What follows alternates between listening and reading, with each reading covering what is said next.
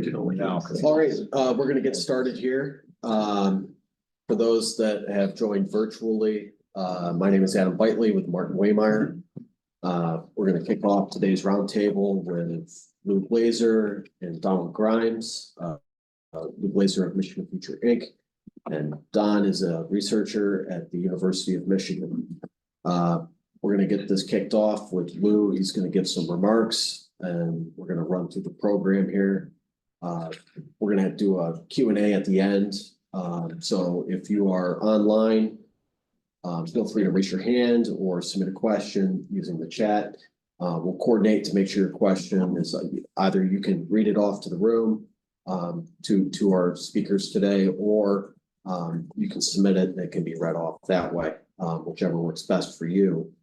And folks in the room obviously will be able to ask questions directly. And if people would like to do interviews after the fact, we can make arrangements for that. Everyone's here, so feel free to stick around and we'll make everyone available for you. Without further ado, Lou Glazer, President of Michigan Future Inc. Thanks. So Michigan Future gets started in 1991, and Don has been our economic data analyst from the beginning, focused on the economic well-being of Michigan households.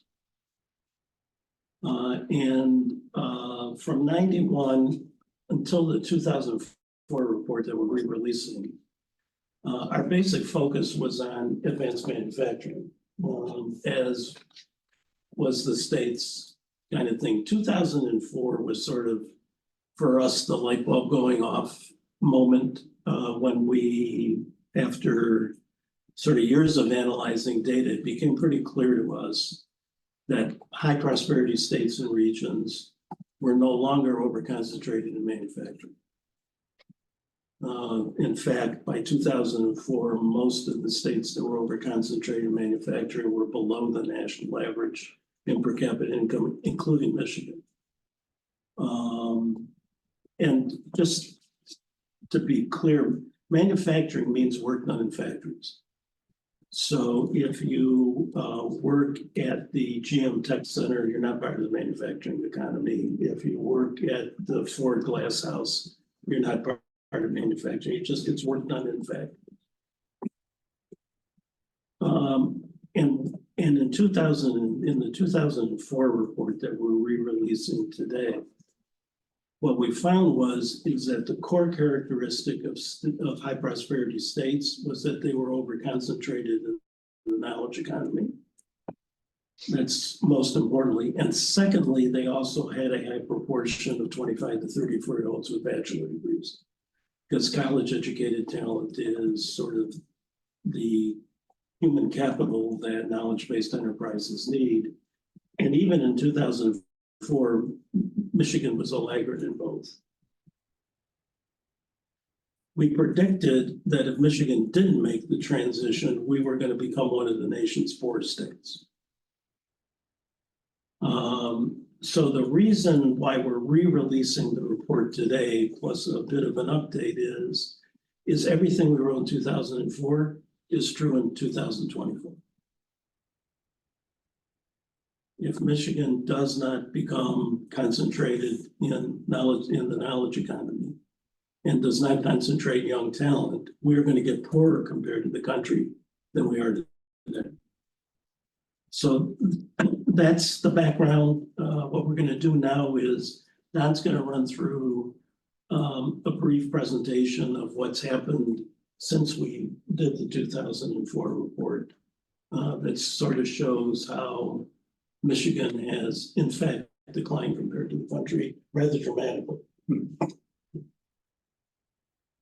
Okay. So in this analysis, we're going to look at two sets of data. First is we'll look at the decomposing, I don't know, something in the middle of the screen. Decomposing personal income per capita. For those of you who are here, you have the slides in hard copy as well. Yeah. So the decomposing personal income into its major components for both the U.S. and in Michigan. And we compare 1999 to 2022. 2022 is the last year of data. We start with 1999 because that was sort of an economic peak, and it was the end of the last century, which is sort of like the end of the dominance of the industrial economy in our parlance. But it was also sort of a peak year for Michigan. So we're going to compare 1999 to 2002, and if you look at the slides, either in shown here or in your handout, you sort of look at personal income per capita in real dollars, adjusted for inflation. In Michigan was about $117 less than it was in the US. We were basically the same in terms of personal income per capita in 1999.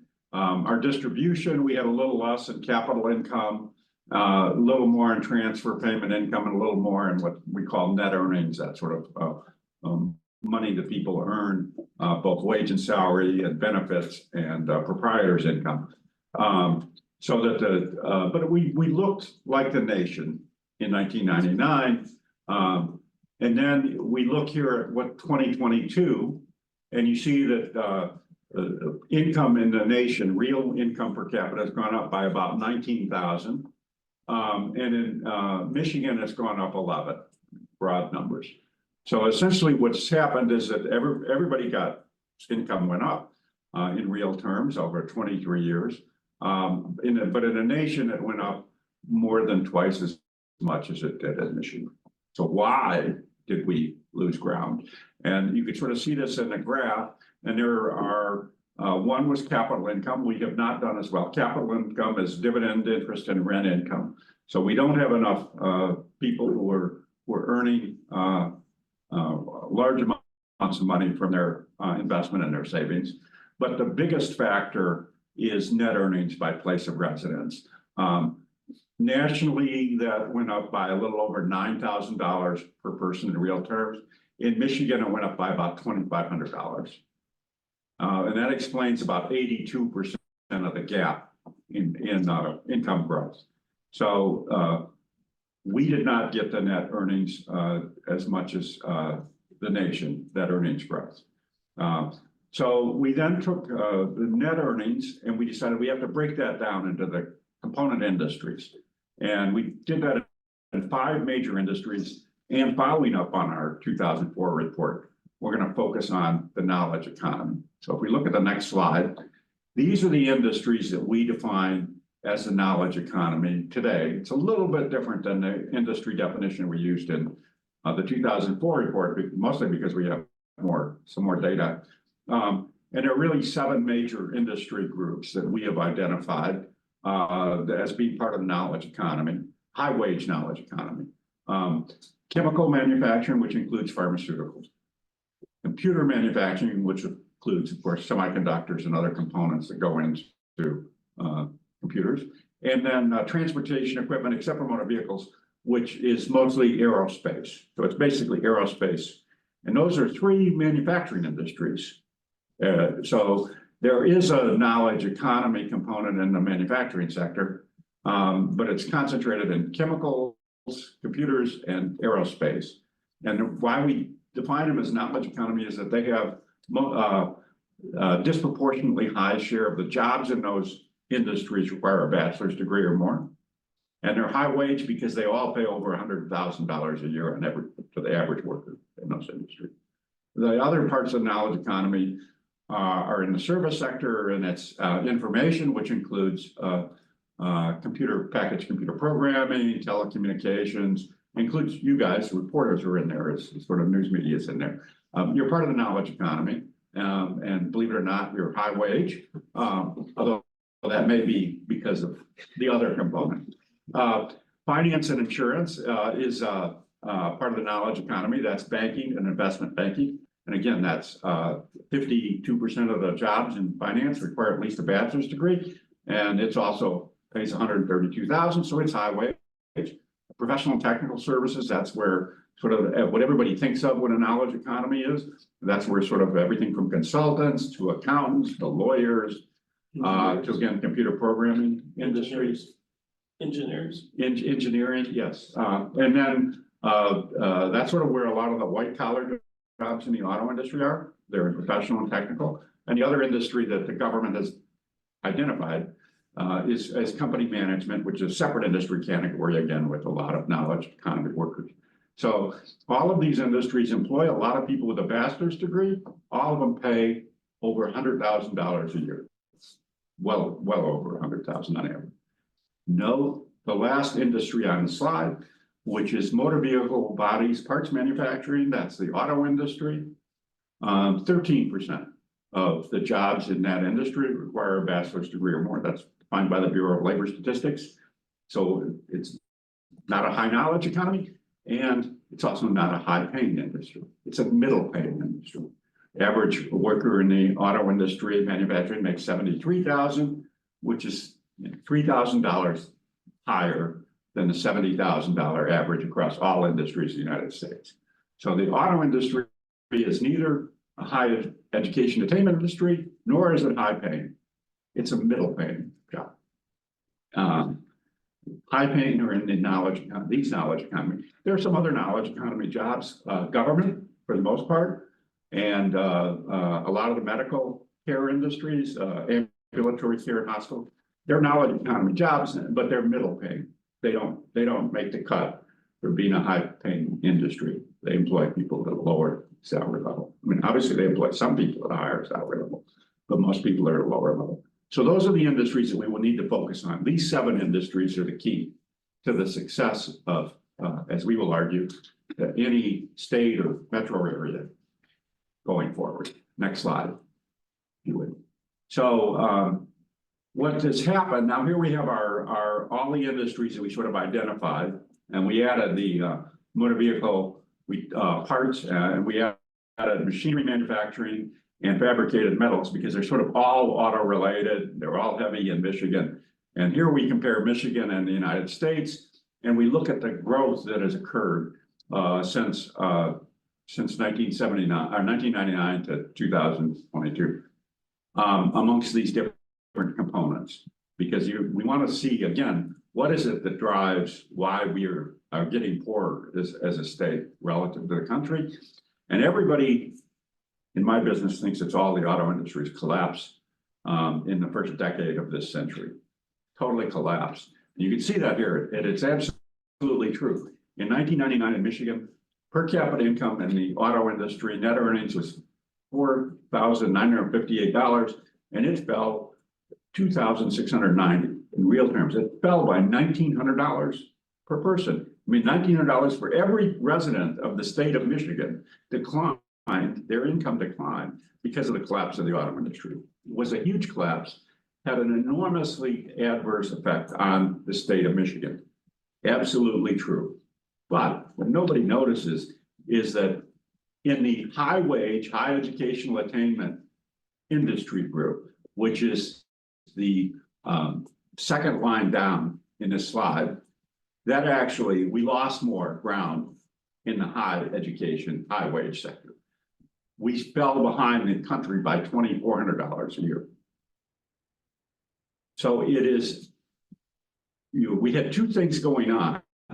Michigan was dependent on the auto industry, and the auto industry, particularly in Michigan, lost ground, although it also declined nationally in terms of contributing to personal income.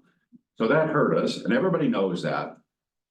But nobody notices that the other aspect of the story is we didn't gain the jobs and the income in the high wage, high education attainment industries. In fact, that is a more important reason.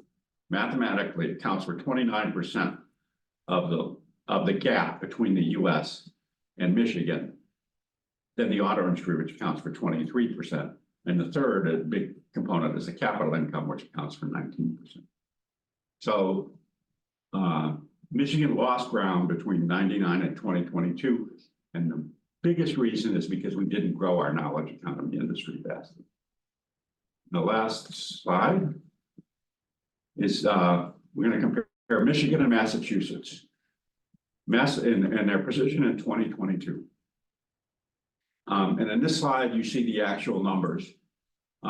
Michigan today ranks 39th in personal income per capita among all 50 states. Massachusetts ranks number one. They have the highest personal income per capita. It's the richest state in the country. Massachusetts also ranks number one in the share of the population, 25 to 34 with a bachelor's degree. 57.5% of their population, 25 to 34, has a bachelor's degree or more.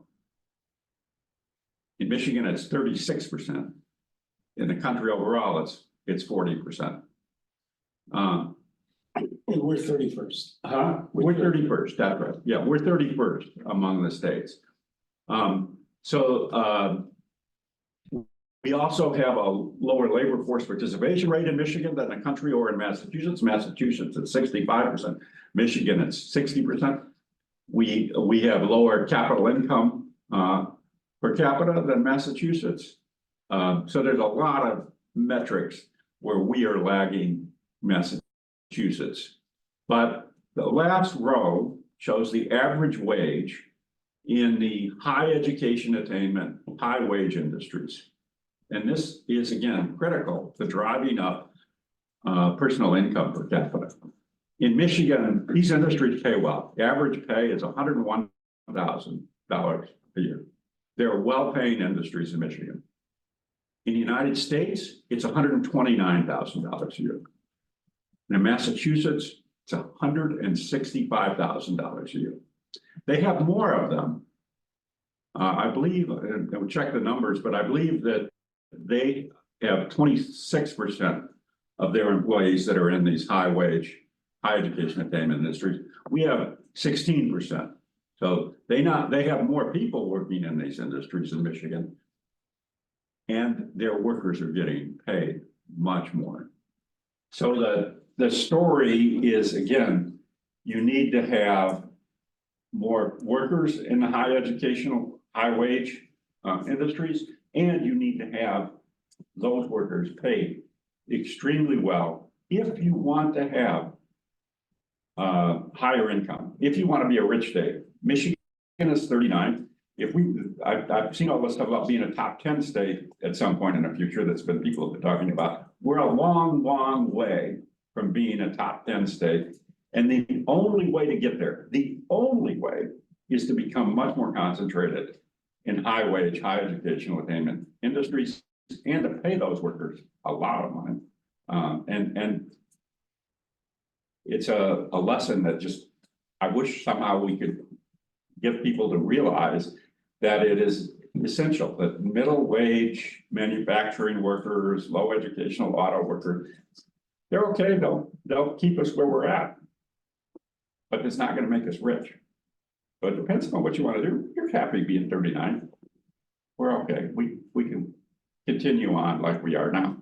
Maybe we will stay at 39, or maybe we'll get passed by the states that are lower. So that's what I take questions, I guess, not right. Yeah, I'm going to do a brief. So one thing, everybody, even the folks online have it, there is in the handouts, there is sort of the comparison between Michigan and all the other states, and on the backside is the 23 states that have passed this since 1999. So we were 16th in 1999, we're 39th now. These are the 23 states that have moved past this. The odds are really strong. Don and I were talking this morning that when the 23 data comes out, Idaho and Georgia will pass us, and we will be a bottom 10 state. Not sometime in the future, next year. And I mean, I think the thing that the reason why we're re-releasing the 2004 report is that the basic message in that report which is that Michigan cannot be a high prosperity state again, which we were for most of the 20th century, is unless we become a leader in the high wage knowledge economy. That is the only way that Michigan becomes high prosperity again. If we continue not to be a leader in that, we're going to continue to decline compared to the country. So if you want a high prosperity Michigan, which I think everybody says they do, there's really only one path to prosperity now, and that is to be concentrated in high wage knowledge economy industries, and along with that, to be a place where 25 to 34-year-olds with bachelor's degrees are concentrated. All right, let's open it up to questions. Anyone in the room or online?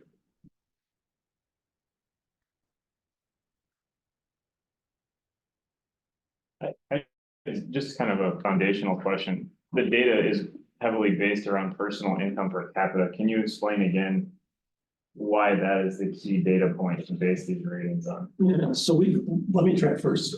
So we've used per capita income since we started in 91. It's the broadest definition that the federal government has of personal income.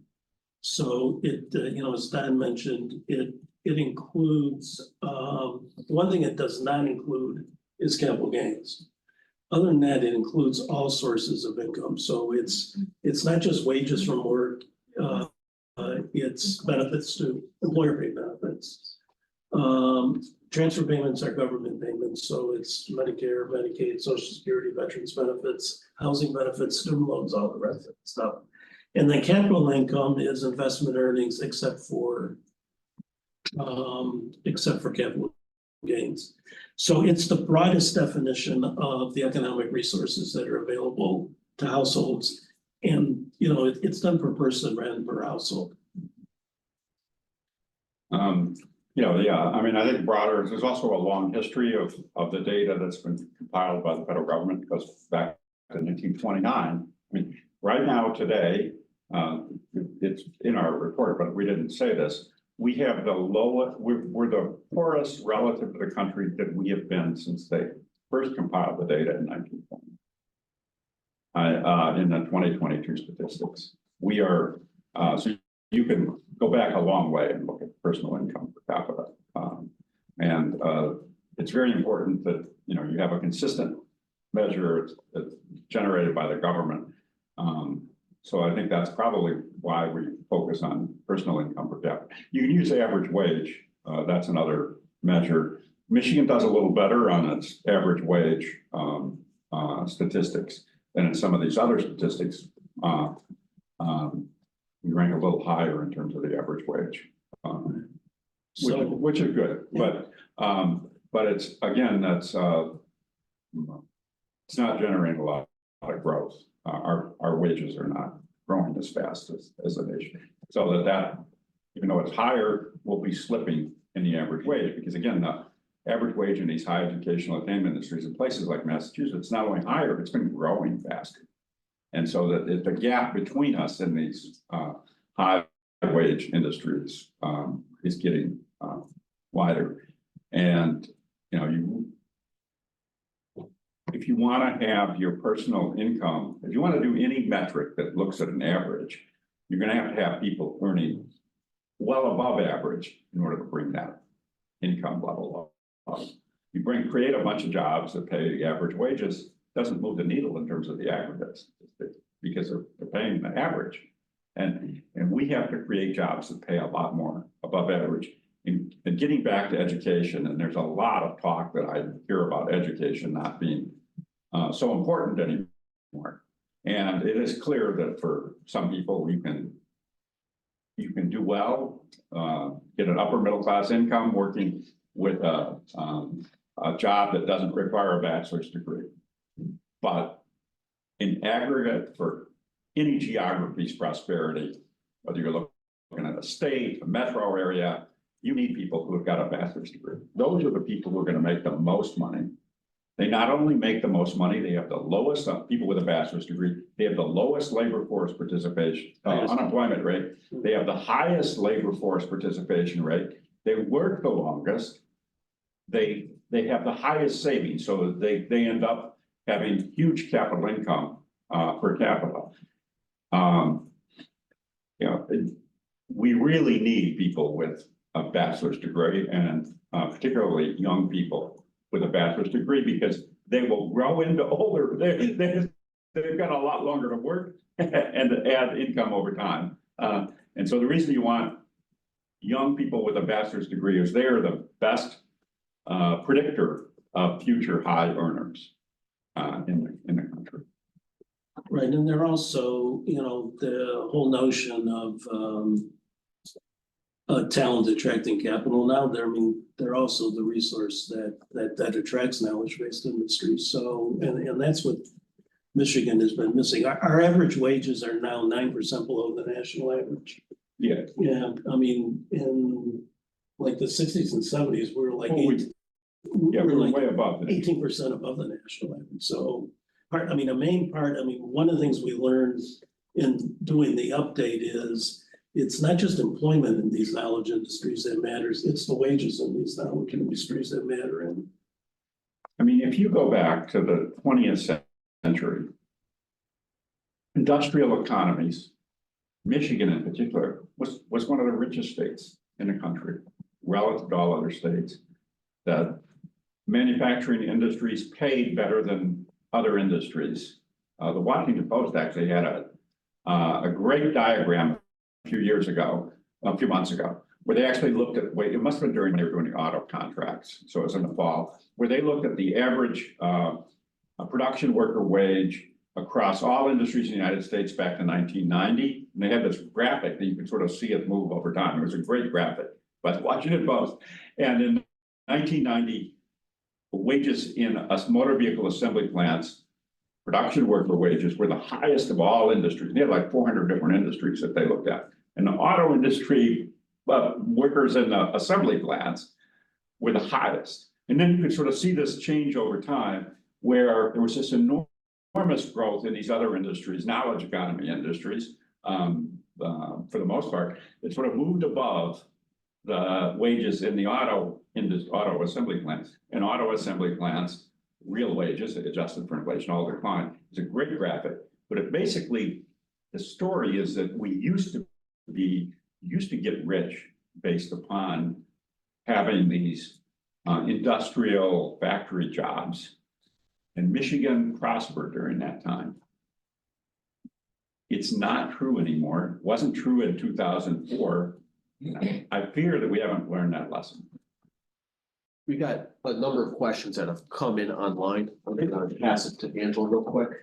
Okay, so the first one is from Clara Hendrickson. She asked, what explains why Michigan's average wage in high education attainment industries is so low? Is it because there's not a concentration of those jobs and therefore a lack of competition between employers and these workers? So I'm sorry, I didn't quite get that. so here's the question is why are our knowledge industry wages lower than any place, which I think we don't really know the answer to. Yeah, I'm afraid that's, yeah. Right, but one thing that we have surmised is, we keep talking, there's a difference between an investment banker and a branch manager in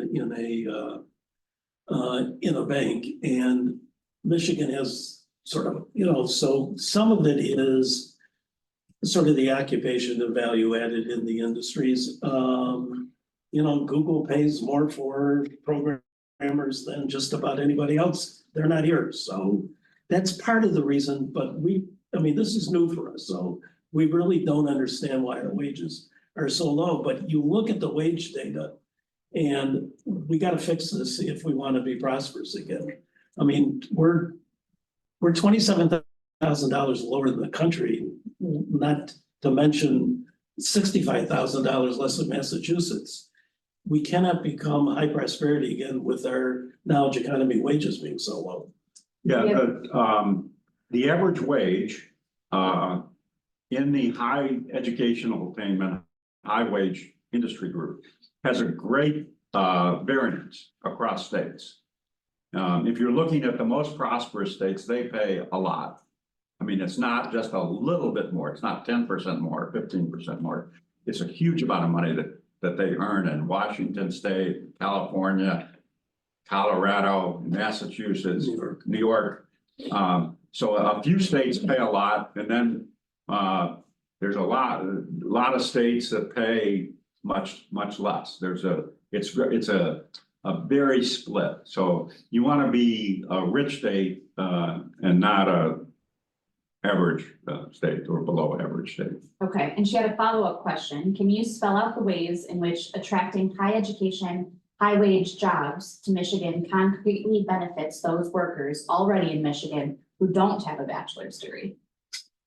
So that's the conundrum that there's, without a bachelor's degree, and it's true in throughout the country, not just in Michigan. You're gonna get a middle wage job or maybe an upper middle wage job if you become a skilled trades worker, for example. But without a bachelor's degree, you're sort of in the middle, maybe a little above the middle, or a lot of them earn relatively low wages, working in hospitality industry, working in retail trade.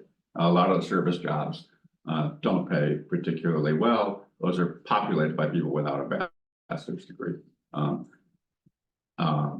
The gap between people who are what people are going to earn has gotten wide. We're very cognizant of the fact, and one of the things that we have to be aware of is that if Michigan becomes a more prosperous state, we have to be very careful that that does not create a income distribution problem. We have to deal with that. We're aware of that, but you also have to realize that the only way to be a high prosperity state is to have a lot of people making a lot of money.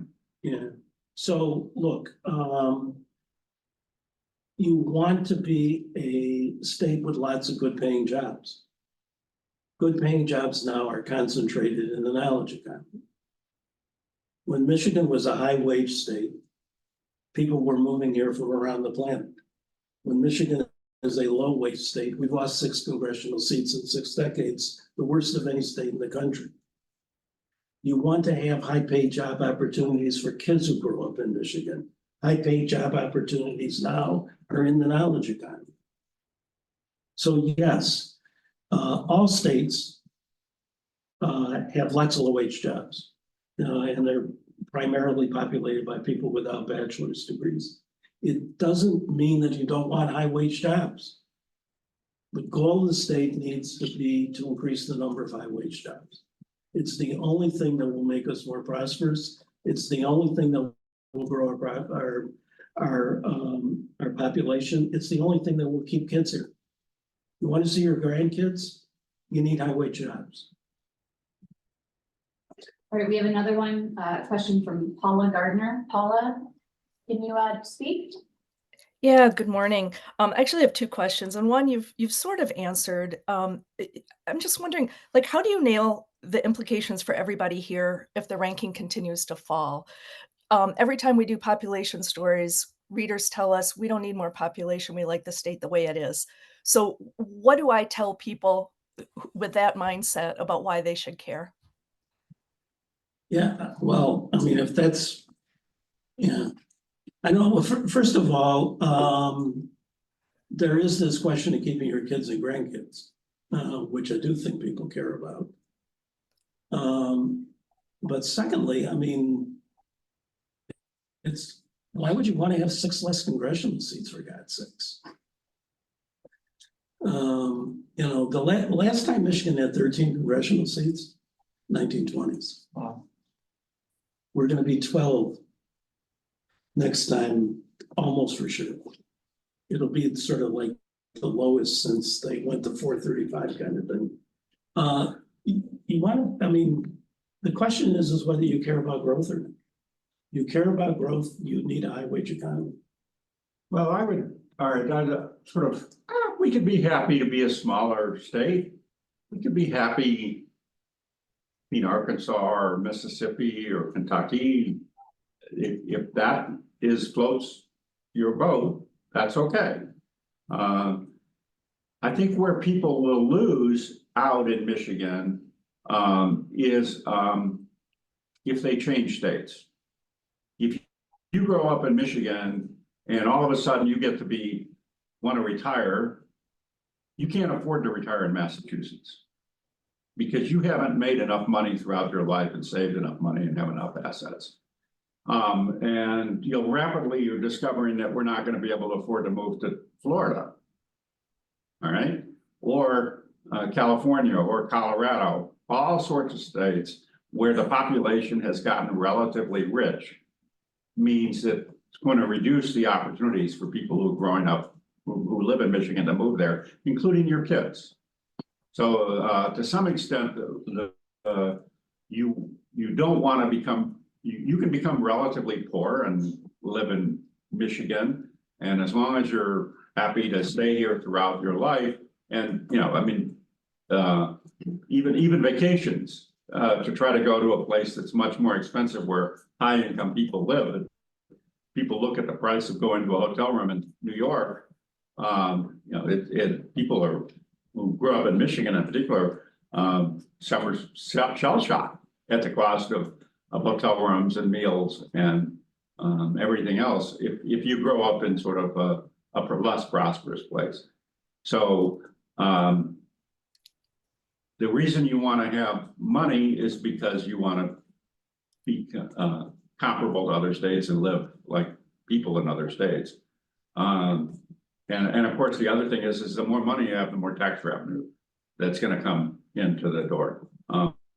So if you want to have more tax revenue for government, and some people may not think that's a good thing, but I think it generally would be better if our state government, local governments were more prosperous and could afford to fix the roads and other things. Then you need to be richer.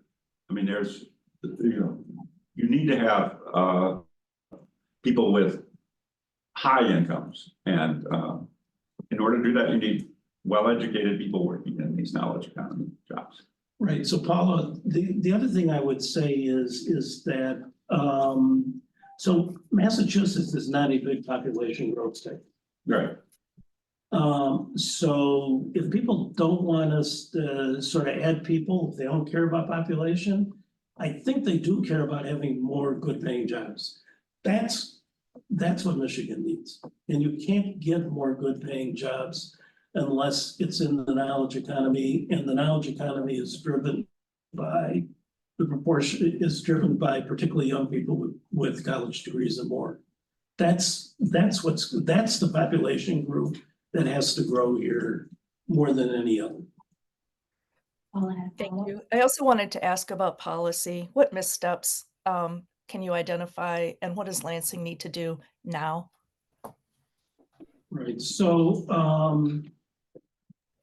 yeah, I mean, basically we have not had a knowledge economy, economic development strategy, and we've not had a prepare, retain, and attract young professional strategy. And this is true irrespective of who's been in control of the governor's office or the legislature for decades. Michigan needs a knowledge-based economy, economic development strategy, and it needs a prepare, retain, and attract young talent strategy. And at the moment, for decades, we haven't had either. Why do you think that is? Is it because the industries that are here have the lobbyist influence and guide the policy in one direction, and you're seeking something that's not here, and there's no one pushing that way? Because the industrial economy made us rich. So people are just nostalgic for that. Yes, I think it's the nostalgic. I mean, again, looking back at per capita personal income, and you're looking for metro area back to 1969. And I looked at per capita personal income across 380 metropolitan areas in the country. In 1969, the highest personal income per capita was in Anchorage, Alaska, and Fairbanks, Alaska ranked 7th. So Alaska had 2 of them, and it was all because they were building the pipeline, and so the construction workers and the oil industry was booming. Take Alaska, 1 and 7. Midland, Michigan ranked 2. They were the 2nd highest personal income in the country. Detroit metro area ranked 3. Flint ranked 4th. Saginaw ranked 9th. Ann Arbor ranked 10th. We had 5 out of the top 10 ranked metro areas in the country in terms of average wage in 1969 were in Michigan. 2 were in Alaska and 3 were, around the rest of the country spread out. Michigan was so rich, so affluent through the industrial economy, and it lasted, and trying to hang on to that I mean, we all understand why you would want to hang on to something that made you a success. Problem then becomes, well, we're getting into a new requirement to be successful. And we don't sort of like sit so well on the requirements to be successful in the new economy. We haven't got enough people with bachelor's degrees, especially young people with bachelor's degrees. We haven't made that transition. We haven't followed the change. With nostalgia, I mean, it's not just, I mean, there's real reason for wanting that. And of course, that leads to the issues of a distribution. I mean, if you want high wage workers for middle class, if you want to support the middle class, Michigan is a good place to be a middle class earner. So is Alabama. So is Arkansas. The middle class does well in Michigan. And so trying to support it and save it is a good thing, but it's not going to make you rich. So do you two disagree with the source strategy that the governor has set up? Should that money only be used for jobs that are over these averages that you're throwing out instead of going to attract jobs that are below the averages? I mean, I don't think it's wrong for what it does, right? If you want to save manufacturing, SOAR is a good thing, but it's not enough. The best way I've thought about this, at least according to what other people have said, is that that's a good, SOAR is playing defense. You're with the defense. You save what you have. Okay, that's manufacturing. But you don't win unless you have an offense. You have to score points. You need somebody who's going to throw the touchdown pass. So you need more than SOAR.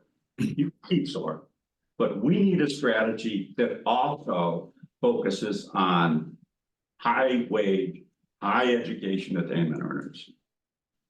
Right. So what I would say is, and I think the defense offense is exactly the right analogy. Just think about this. When we lost Blue Oval City, which is really what did SOAR right, it was like Armageddon in the state. When Michigan, both Grand Rapids and Detroit did not make the top 20 list for Amazon's HQ2, which was 50,000 jobs paying more than $125,000 a year, there was no policy response. We needed to respond to both. We're gonna go to Rick Pluta, who's got a question. Yeah, hi, thanks for doing this. Well, actually, I have a bunch of questions, but I want to elbow other people out. So let me ask you to come back to me. What on the workforce participation rate, and in the last jobs report that bumped upward. And I want to know, first of all, why do you, I think we can guess, but why do you think that is? And what does the low workforce participation rate tell us about what's going on in Michigan in terms of jobs and the economy? Well, so the employment earnings component of per capita income is a combination of how many people work and how much they earn. You have less people working, that's one of the, so we at the moment are low in both. We have fewer people working and we have lower wages. So the two add up to this $6,000 plus decline compared to the country since 1999. So the labor force participation rate is highly correlated with educational attainment. Right. So one of the reasons why our labor force participation rate is low is we have fewer people with a bachelor's degree. So because it's the more educated people have a labor force participation rate in the 80s, the less educated workforce tends to be in the 50s. So it's partly in education, not enough educated people again. Secondly, Michigan's older. We've had a couple of really bad episodes of population decline in the 80s and in the first decade. And labor force participation rate tends to be lower for older workers. So that's another component that essentially, and we're sort of stuck with a lower labor force participation rate with the older workforce, although even among the lower, even among the older workers, we tend to come out a little bit less than we would like. We need to encourage people to get back in the labor force. We needed, when we wrote the original report of 2004, unemployment rate was high in Michigan and everywhere else. And you weren't sort of like saying, well, we need to get more people into the workforce so we can fill the jobs that we can create. The future does require a higher labor force participation rate. So it would be good. It would help if we could get that in terms of the income, we move up the ranking, but it's not going to move the needle as much as getting more of the high education attainment jobs. That's what's going to really move the needle. But why aren't people in the workforce, and how are they, making, paying for, their costs of living? I didn't understand. He's asking why is the labor force participation? Why aren't people working? So I don't know if we know the answer to that. I mean, yeah, again, it's educational attainment, more educated people are just more attached to the labor force. They across the country and always have been. And then older people are less labor force participation rate. And we're still, even if you correct for those two things, we're still a little too low. So maybe there's some effort to sort of like encourage more people to work in Michigan would be a good thing. But how we could get that, we don't really know. To be frank, we don't know how to do that other than getting younger and getting higher educational attainment. But there's some other stuff that we could do too. We could look into it. Hasn't been a focus of policy attention because the unemployment rate's been high. So if the unemployment rate is high, it's not like you're need to try to push people into the labor force. But that would be a really good thing.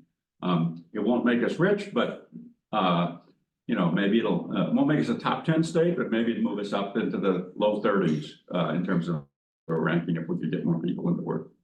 And just a yeah or no that I assume that the recent bump in workforce participation is post-COVID. Yes. Is what? Post-COVID. Oh, yeah. No, that's right. It's 2022 and in an annual basis, but it was a problem for Michigan. I mean, we've had a low labor force participation rate for a while. And again, a lot of that's education related. What would you guys suggest to the administration and the legislature and the other states have been doing that perhaps Michigan should be looking into if you were able to sit down with them and really get into this? So, we at Michigan Future, we've been pretty focused on this notion of talent attracting capital. So we've been arguing, really probably since the 2004 report,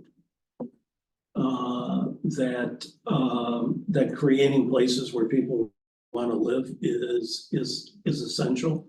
So, there's a whole bunch of states, but mainly metropolitan areas that have made sort of central city revitalization, largely driven by transit, sort of a high priority to attract young people.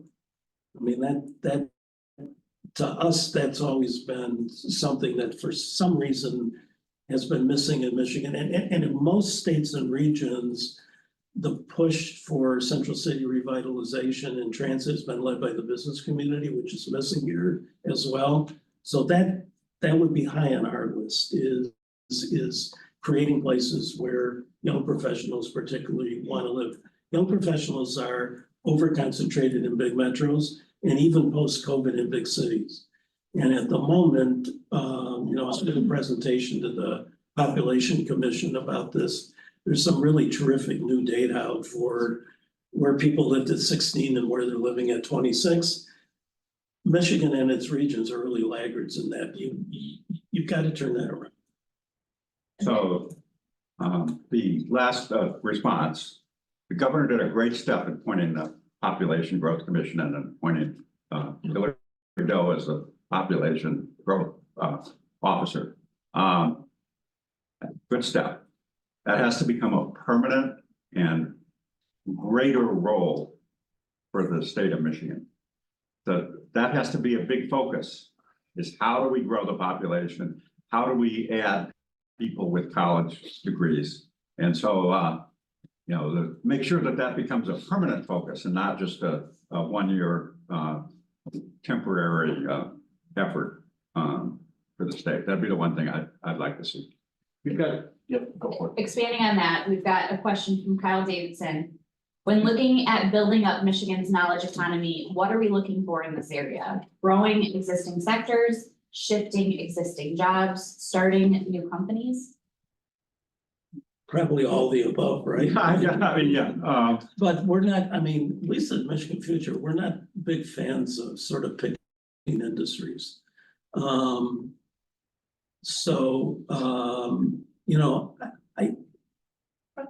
from our perspective, what if you have large concentrations of college educated adults, particularly young college educated adults, that is, well, first of all, they tend to be the people that do create new high wage industries, so that you do get the new industry start. But secondly, they're attractive to people in all the knowledge-based industries. So, I mean, ideally, you want to be over-concentrated in all of them, rather than picking and choosing. so I would go back, we have the 7 industries that we have above average educational attainment. I'm a little more inclined towards picking industries, pick those industries and grow them. You know, as long as it pays, as long as the pay is high, as long as the income of people is high, or they have a future potential income growth, that's what you would want. You know, everybody, the president talks about growing the economy from the middle out, and no, truth is that what Michigan needs is to expand at the top. We need affluent people with high pay, households with high income, and that's what will drive up the personal income on a per capita basis. And then once you're more affluent, then the government foundations have more resources to try to handle any inequality problems that will cause, and it will cause inequality problems. I mean, the truth is that it's a conundrum, because if you are worsening, you're encouraging creation of jobs and people who are going to have higher incomes. I mean, that's why you want college educated students. It's not just because you want people with a bachelor's degree because of they're pretty or something, rather. We want them because they're going to make money. And that's why states want them. And they'll work in jobs that pay lots of money. You know, it's a focus on earning more money and having higher incomes is the state needs to focus on that. And I don't know what else to say yet. Any other questions? I just wanted to follow up on Craig's question about the SOAR fund. You mentioned it was you know, a good way to play defense. I mean, can the state though afford something like a SOAR program and something else to attract high wage, you know, knowledge jobs, or does it kind of have to pick one or the other? Yeah, I mean, budgets are value adjustments, right? I mean, if you value both, you'll pay for both, right? I mean, it's a question more of will than ability. So can you do both? Yes. Have we chosen to do both over the last several decades? No. His question was, can you afford to do both offense and defense? We don't have a choice.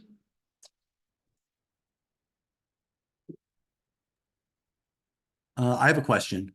This is Rick Pluta again. Go for it, Rick. Oh, okay. So, I mean, you know, what you just said about, you know, the focus needs to be on attracting, you know, high wage earners in those industries.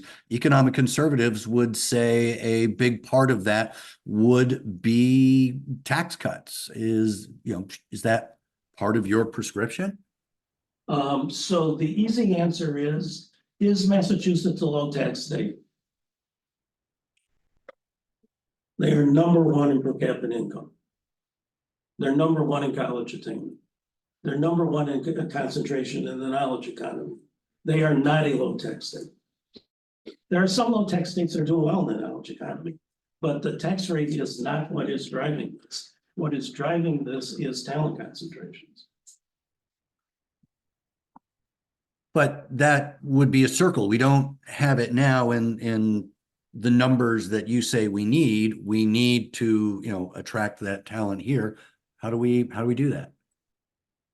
Right, so, I mean, you know, from a Michigan Future perspective, I mean, we've been arguing the single most important thing is public investments in education and placemaking. That you wanna have an education system that's preparing preparing all Michigan kids for high-paid knowledge economy jobs. And you want a place where after they graduate from college, they want to live. Both of those things require public investments. So from an academic perspective, we don't really know what it would take to attract these high wage knowledge economy jobs. It has not been the focus. There's a lot of focus on trying to attract manufacturing plants, but there's very little research that has been done in looking at knowledge economy jobs, in a little bit of information on where college educated people want to live, but it's not as clear cut. We would benefit, to answer your question, to know what it really is that moves the needle. The one thing that is, you know, Michigan is not a particularly high tax state. No, That's I think the one thing, particularly since we have a flat income tax, we are not at a disadvantage relative to most states today in terms of taxes. There are some states that don't have an income tax, and obviously we're higher than them, but it's still only a part of the equation because you get it basically goes into the whole cost of living. But we don't know what sort of changes we would need in terms of tax policy or expenditure policy completely to be perfectly frank, to answer that question. There's just not enough attention. Sort of have some ideas in terms of what might work, but I guess I would say we need a little more analytical effort there, not just in Michigan, but everywhere else too. Any other questions?